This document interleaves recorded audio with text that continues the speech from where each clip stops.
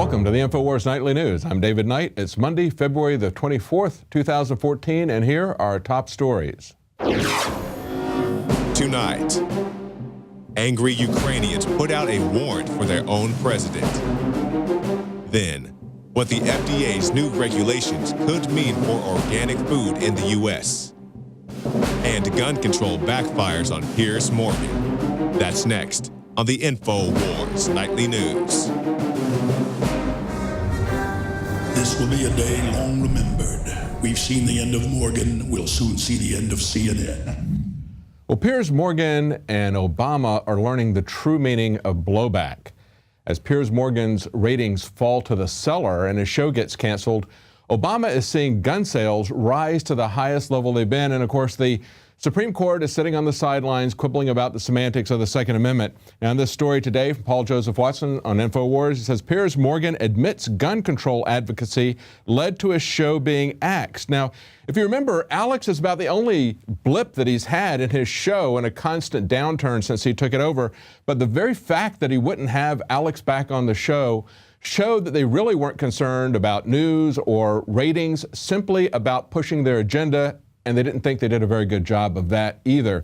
Now look at his comments. He said, "I'm a British guy debating American cultural issues, including guns." Well, you know what? There's a lot more than just cultural issues involved. Yes, there is a cultural difference. They've done a lot to make people afraid of gun owners and afraid of guns, but it's far more than that. As Alex pointed out, it's about our fundamental rights. It's about keeping this country safe from criminals as well as from tyrants. And really, Piers Morgan is nothing other than just a tool. It's pretty clear when he got a free pass from both the U.S. and the U.K. government, even though he is involved in a wiretapping scandal, one that he was masterminding at the newspaper where he was an editor, and he gets a free pass. He gets to leave the country, come over here, not get extradited. Alex is going to have a lot more about this at the end of the show, so stay tuned. He's going to tell you what this tells us about CNN and the rest of the mainstream media. Now, as far as Obama and firearms sales, they're going through the roof, as we all know last year. We've now seen the sales figures from 2012 released by the Bureau of Alcohol, Tobacco, and Firearms. And we see that just in the first 4 years, from 2009 to 12, that he's sold more firearms than were sold by the entire 8 years of the Bush administration. So he sold about 25 million. Actually, it's about the same amount, 25 and 26. But in 2013, if you look at this graph at the bottom of the article there, you can see that's going straight up, and they say, wait until you see the figures for 2013. Well, of course, we all know that. You couldn't get guns, you couldn't get ammunition. If you were in the market, you certainly know that.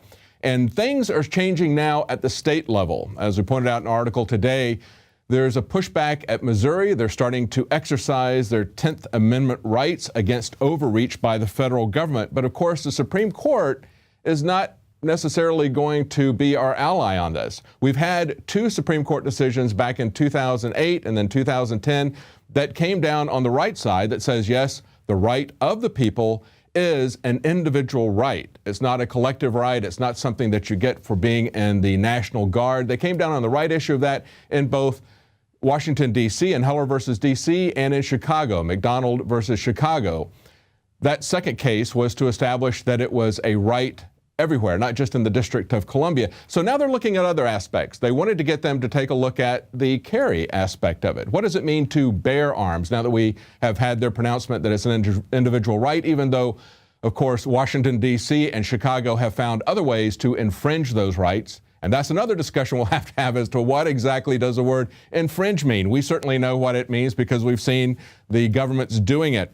But they have rejected hearing a couple of court cases that people were hoping would bring the issue up of what it means to bear arms. But these two cases, actually there was 3 cases, I believe, but a couple of them were questioning the rights to withhold firearms from people between the ages of 18 and 21, even though they're old enough to fight in the Army. Now, there are still other open carry cases that are going to be coming before the Supreme Court for review. There was Peruta versus the County of San Diego, which just happened February the 13th. A lot of people feel that that, as well as some other cases, may be heard. But this article that came out yesterday, where a former Supreme Court justice wants to add 5 words to the Second Amendment. This is reported from BizPac Review. You know what? The Supreme Court justices just don't get it. They don't get to amend the Second Amendment. That's not how it gets amended. There is a constitutional process, and it's not by a Supreme Court decision. And he lost this argument in both 2008 and 2010. Heller and McDonald, he lost the argument that says the right of the people to keep and bear arms when serving in the militia. Those are the words that he wants to add. He wants to make it a condition of serving in the militia. Well, the militia isn't something you serve in. The militia is the people. That's why it is a right of the people. Now, we reported last Thursday, we had an interview. We were trying to get some information from the FCC about their planned news study that was going to intrude into the content of newsrooms. It was going to study the newsrooms. So we tried to get some information about that study. They completely stonewalled us. You saw that if you watched that on the nightly news last Thursday. Then on Friday, we reviewed it, talked a little bit more detail about it on the Alex Jones radio show. And then Friday evening, the FCC announced that they are going to cancel that study, if you can believe them. This is a report from the Daily News. It says the FCC backs down from a study and won't ask journalists how they gather the news. Under a government research project, questioning reporters on their news gathering has caused the FCC Commission to rethink its approach. Well, maybe and maybe not, because if you look at their article, it says the FCC spokesperson announced that the questions targeted to journalists would be scrapped and the study would be reworked. Well, it wasn't just journalists that they were going to be asking questions to. They were also going to be asking questions to editors, to managers, to many people there, even to newspapers.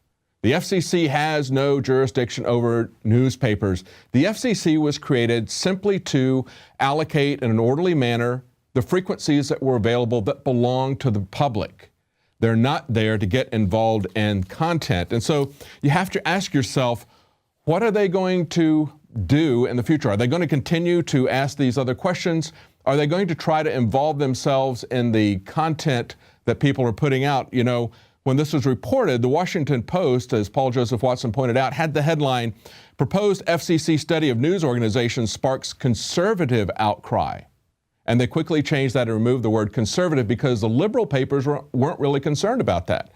Was this planned to be something like we see with the IRS, where they start auditing all these different Tea Party groups and then giving the information to their opponents to embarrass them or to single them out for criminal investigation? If they're going to embed themselves into studios, would they find people that were the movers and shakers against the government's agenda and then target them individually? It's very troubling to see this kind of thing happen. And it now brings up the point as to what is the FCC going to do about the Comcast merger? We already know that the mainstream media has effectively merged with the government, but we know that the government wants to get not only the content providers, which Comcast is part of, but also the delivery system. They want to have one company that they can deal with, one person they can deal with, instead of just 5 media companies. They'll now, if these first and second largest providers merge, they're going to have one giant company and 3 smaller ones, so they will probably merge, and then you can eventually have one. That is a very dangerous situation. What will the FCC do about that? We'll have to wait and see. Meanwhile, the Ukraine is actually deposed the dictator that was there, Yanukovych. He's now on the run. This is reported from Business Insider that they have now put out an arrest warrant for Viktor Yanukovych. They say it's clear that he's lost power in Kiev, and they put on Facebook, of all places, that they were going to come after him for the deaths of protesters. And now it leaked the details of his palatial residence. It's half the size of the country of Monaco. It's got a private zoo, private golf course, a floating restaurant that looks like a pirate ship. A little bit of irony there. But are they going to get rid of this dictator and then jump into the frying pan of the EU? Because we've seen how the EU bankers have deposed elected leaders and put bankers in charge in both Italy and Greece.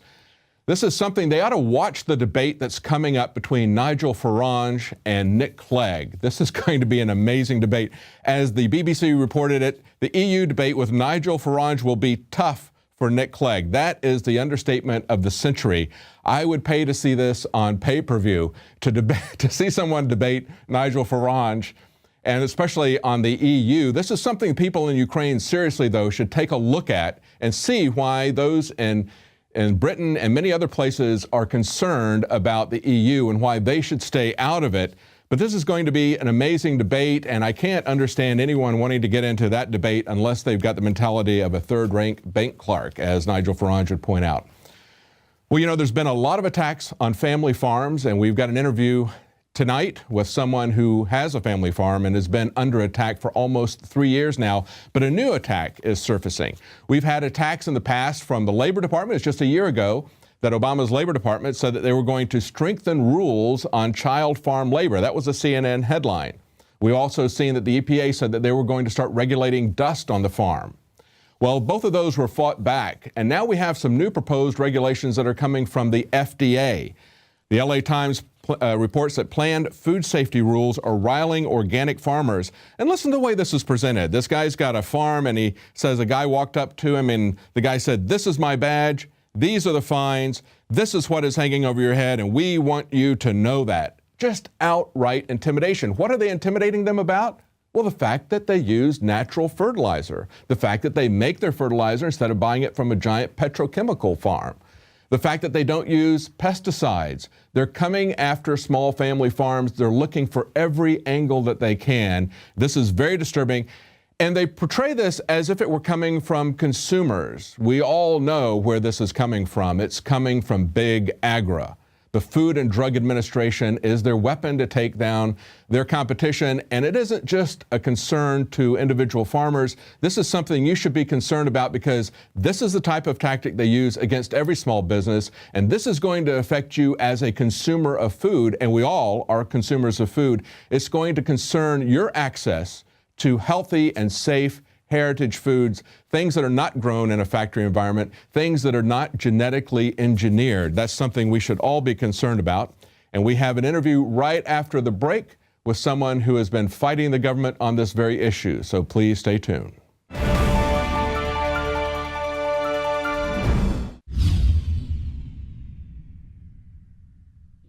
The globalist social engineers are not just targeting us with propaganda. They are manipulating our genetics. We are being targeted at every level by estrogen mimickers that lower our testosterone and other hormones and natural compounds that the body needs. After consulting top doctors, nutritionists, pharmacists, and others, we have developed what I believe is the ultimate non-GMO organic super male vitality formula sourced from powerful organic herbs and then concentrated for maximum potency. Super Male Vitality was developed to activate your body's own natural processes instead of using synthetic chemicals. Super Male Vitality by Infowars Life is so powerful that I only take half the recommended dose. For a limited time, we are offering 15% off Super Male Vitality at InfoWarsLife.com to introduce you to this powerful supplement. Visit InfoWarsLife.com today to secure your Super Male Vitality. InfoWarsLife.com.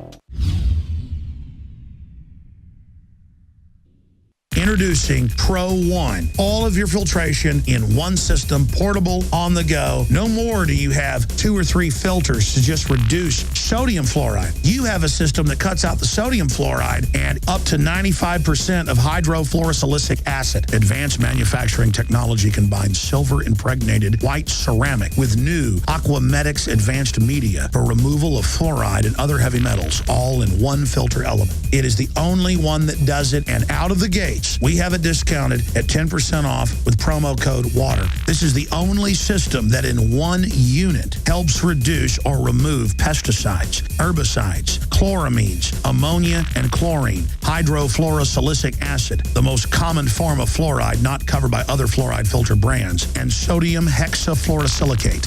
Get your Pro Pure with the new Pro One filter today at InfoWarsStore.com or by calling 888-253-3139.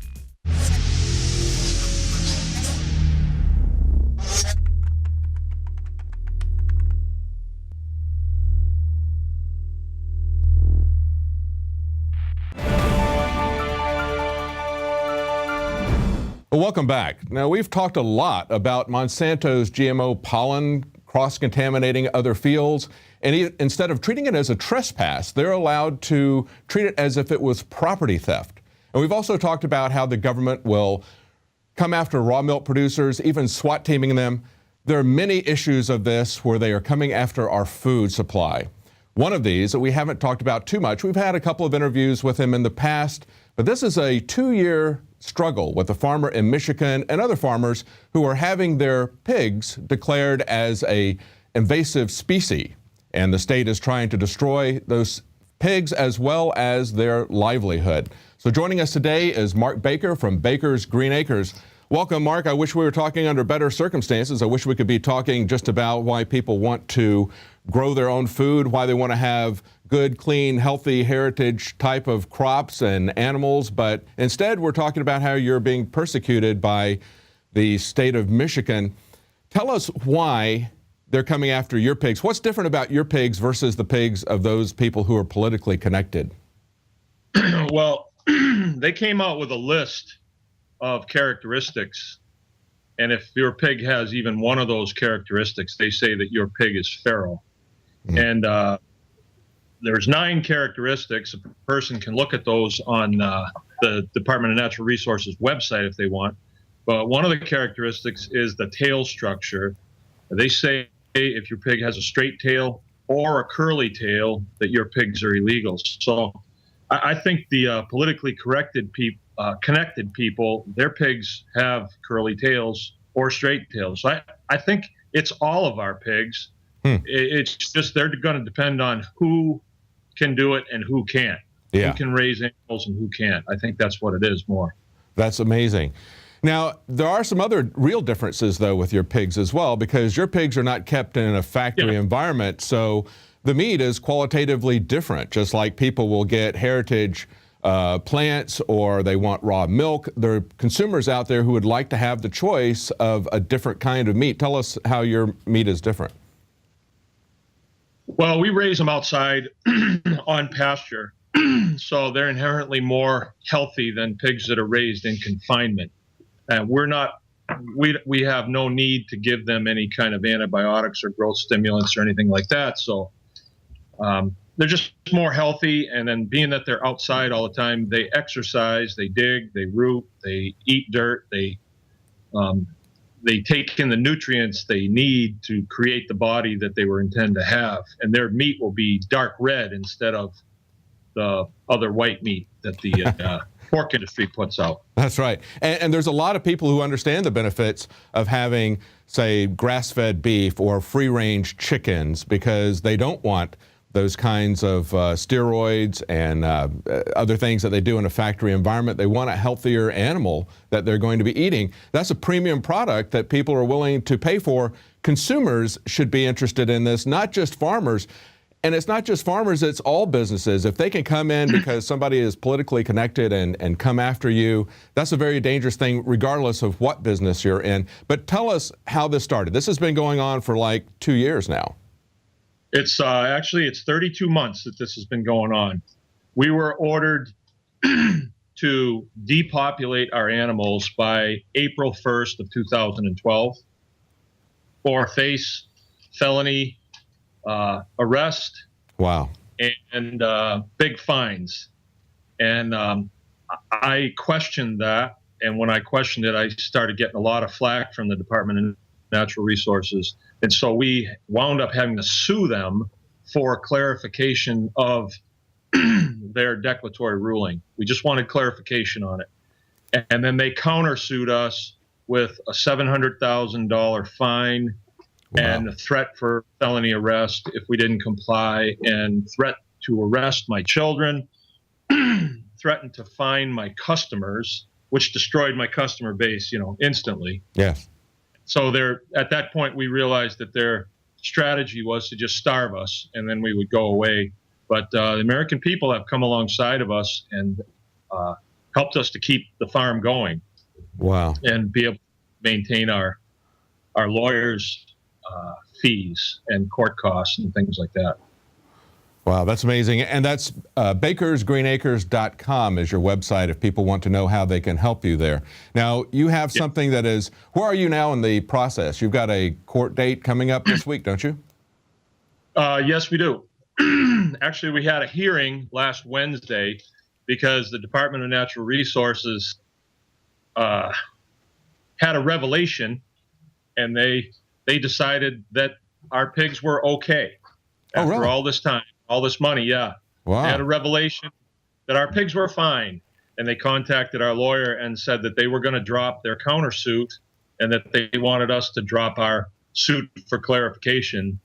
And And we said, no, we can't at this point, because we can't continue our business with their declaratory ruling out there that says any pig with a straight tail or a curly tail is illegal. You can't build a business around that. Right. So then they went to the judge and wanted the judge to dismiss the case. And they called for a hearing last Wednesday. And it was really something to see. We had 100 people in the room that drove from all over the state, patriot type folks. And we were there, our lawyer was there, the judge was there. But the attorney from the Attorney General's office didn't show up and called in 20 minutes prior and said that the weather was a little too much for him and he wasn't going to be able to make it. So it was real interesting. And the judge wasn't thrilled. And so it was rescheduled for this coming Wednesday at 1 o'clock. Well, maybe they think that they can wait you out and that the people who showed up won't come again. Maybe they ought to know better now. I think they've got an army of lawyers who are paid to do nothing but come after you. And here you are, a family farmer trying to survive on your own farm against this kind of outrageous persecution. It's just an amazing story. And I look at what the Stalinists did to the people in the Ukraine. I mean, that's part of the backstory about what's going on in the Ukraine. They starved the people out by coming after the farmers and doing things that were just purely arbitrary, giving them quotas to do, telling them what they could raise, what they couldn't raise. This is what Mao did in China. If you want, the final step of coming after the people is to come after their food supply, but it's even broader than that. They have absolutely no constitutional authority to do this. People need to understand that they needed to pass a constitutional amendment to get alcohol prohibited because they had no authority to do that.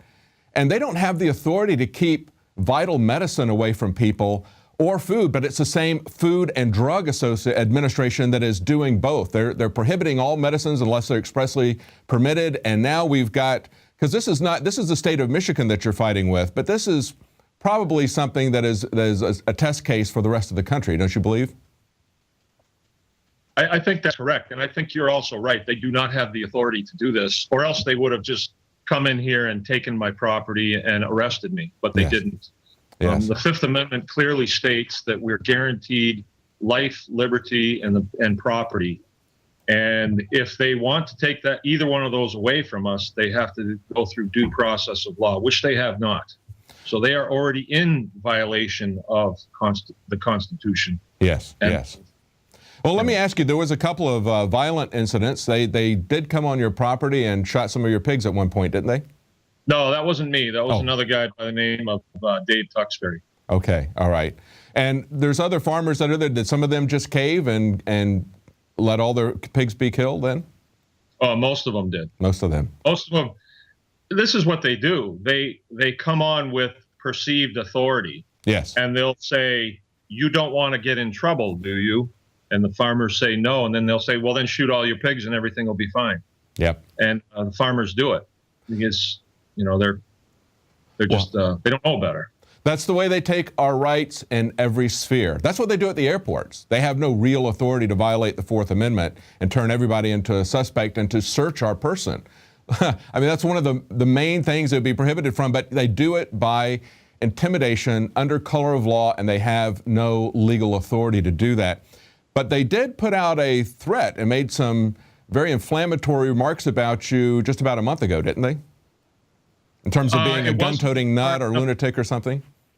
Yeah. That was United States Department of Ag is what that was. That was USDA, a field agent, briefed one of our old customers that he was briefed from his chain of command that they were to stay away from us because or stay away from me and the farm because we're gun-waving lunatics. And that didn't help our case any at all because it just puts every law enforcement person that I have to interface with on edge. Mm-hmm. Well, we've seen that over and over again, that the federal government loves to characterize anyone who opposes their illegal actions as a gun-toting nut or somebody who is a possible terrorist threat. We see this in the training scenarios by the military. Frequently, they talk about how Christians and people who talk about the Constitution and limited government are the ones who are pulling off terrorist events. So this is how Washington gets involved. Once Washington gets involved, they try to demonize you as a dangerous terrorist. So that's very, very concerning. Now, you wrote to the local sheriff and asked them for clarification about this and what their attitude was, or tell us what happened after that. Actually, what I did is I had to create a paper trail on that to document the whole thing. So I called the sheriff's department and I said I wanted to make a police report. And they came out, they took the report, but then they refused to investigate it. And it ended right there. But I believe the sheriff's career ended right there as well. Yeah. Because the people of the county realized that they could be put in the same situation. And why do they want a county sheriff that's like that in place that has shown that he will not stand up Yes. for their rights? Well, Mark, it's been great talking to you. Thank you for taking a stand, because this is not just about pigs. It's not just about Michigan. This is really broad, and we have to start standing up for our rights and not surrendering them by a gradual process of infringement through intimidation. And that's exactly what you've done. I know it's been a difficult thing for your family to try to survive and keep things going, keep the farm going as you've been attacked in this. And how can people help you? We're doing a fundraising campaign right now to try and take care of some legal debts that we have. And people that want to donate can go to bakersgreenacres.com, and there's a pledgey button there on the right that a person could make a donation if they were so inclined. And that would be greatly appreciated. That gives us the ammunition to continue the battle. Well, thank you, Mark. Thank you for doing this, for standing up for everybody's rights. Thank you. You know, it's amazing the hypocrisy of the government. It knows no bounds. The fact that they could call his pigs an invasive species when the Supreme Court supports the right of Monsanto to actually create invasive species in the laboratory and allow that pollen to cross-pollinate into natural heritage breeds and then treat that as if it was theft instead of a trespass. Just amazing. The hypocrisy of the government knows no bounds.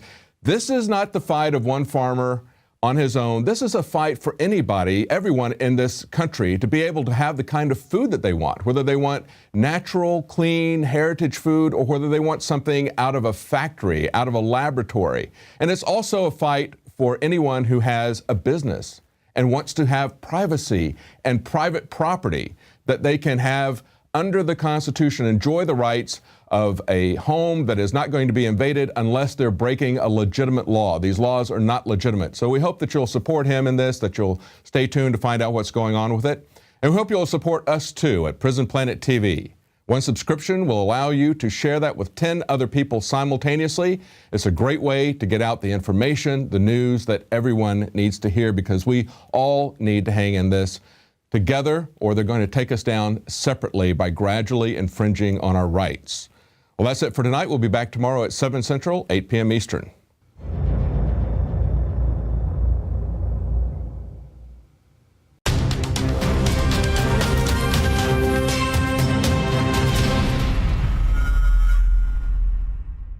When the news came out last night that Piers Morgan had been axed from CNN after 3 years of plunging ratings, many publications, like the Financial Times of London, gave me at least partial credit for his undoing. I'm here to set the record straight. Piers Morgan destroyed himself. He had 2 million viewers a night when he took over from Larry King 3 years ago. CNN promoted him like it was the second coming of Obama or Christ, and it fell flat on its face. Anti-gun, anti-sovereignty, pro-police state. Piers Morgan across the board is the classic fascistic fake liberal with the condescending British accent, the whole 9 yards. And as news began to come out that he was at the head of a major hacking scandal in England, Time Warner and CNN have thrown the Brit overboard. Now, the folks over in England, they don't want him either. He's very unpopular. And this is a testament not just to the fall of Piers Morgan, it's a testament to the fact that dinosaur state-run media like MSNBC, CNN, the New York Times are not pertinent, they cannot set the agenda, and in fact, they're discredited. And they're losing stock every single day with the American people and the people of the world. At the same time, the new alternative media is becoming the dominant media and filling the vacuum left by establishment prostitutes. When Rand Paul won his senatorial race a few years ago that I supported against all odds, Politico contacted me, knowing I'm friends with the senator, and said, how did he win against all of the media attacks from the left and the right? And I said, it's because the system attacked him that he won. The only way you can beat Rand Paul is to endorse him. That's how discredited you are. And only now is the corporate whore media beginning to figure this out. Piers Morgan is a thug. He's a bully. He had some of his security staff threaten me when I was leaving CNN after I handed him his ass. Buzz Bissinger on his show talked about how he wanted to kill me and how Piers Morgan should kill me, and Piers agreed that he'd like to shoot me. Piers, challenge Alex Jones to a boxing match, show up with a semi-automatic that you got legally, and pop him. I'd love to see that. In uniform. If I would have said something like this, I would have never heard the end of it. Piers Morgan is an establishment hatchet man, and he's simply a rat in the coal mine, indicating that the entire political system is going down. Congress has a 6% approval rating. Mainstream media has between a 16 and 20 point approval rating in the trust area, and it's falling like a lead balloon. In closing, I want to say this. If CNN offered me a primetime TV show, I would only take it if I was absolutely not censored and had free speech. But that's not going to happen. They know that I would bring them massive ratings, as I did when I was on Piers Morgan's show. They know my radio show has at least 3 million listeners a day, bigger than any of their shows or 4 or 5 of their shows combined. They know that they're a paper tiger, a facade, the emperor's new clothes. And that's the last domino to fall, is that they are an empty husk. They are a hoax. They are a lie. And all their big studios and all their big systems are meant to project power and confidence. And the truth is, they've discredited themselves. Only the truth could set CNN and MSNBC and others free. It would bring them ratings and success. But MSNBC got rid of Dylan Ratigan when he came out and said both parties are controlled and are destroying us for offshore banks. And so they didn't renew his contract, even though he had the highest ratings on that channel. Another example of how they don't want real populism. They don't want a return to a real free market. They want this crony capitalist system where a few insiders control the economy and manipulate the people through the media. The problem is the establishment mouthpieces aren't working anymore. No amount of ending net neutrality or web IDs or taxation or regulation or cybersecurity is going to put the genie of free speech back in the bottle. That train left the station a long time ago. So the truth is, if I got a job at CNN, I would be discredited. Look at how Duck Dynasty has 15 million viewers, or The Bible has 15 million viewers, and Piers Morgan had like 400,000. People are rejecting anything establishment and going for anything traditional or anything that's seen as Americana. And that's a good thing. And it shows that we're beginning to win the info war thanks to all of you out there. So again, don't give me credit for helping to bring down Piers Morgan. We all did it together by standing up to him and by rejecting his message of tyranny. And in truth, he was arrogant about his support of evil. And that's why he was so easy to bring down. And he is a bellwether of the rest of the system that is collapsing in front of our eyes. We are in an information war, and we are losing that war. I'm Alex Jones signing off for Infowars Nightly News. And remember, if you're watching this transmission and taking action with the information, you are the resistance. Hitler took the guns. Stalin took the guns. Mao took the guns. Fidel Castro took the guns. Hugo Chavez took the guns. And I'm here to tell you, 1776 will commence again if you try to take our firearms. Doesn't matter how many lemmings you get out there on the street begging for them to have their guns taken. We will not relinquish them. Do you understand?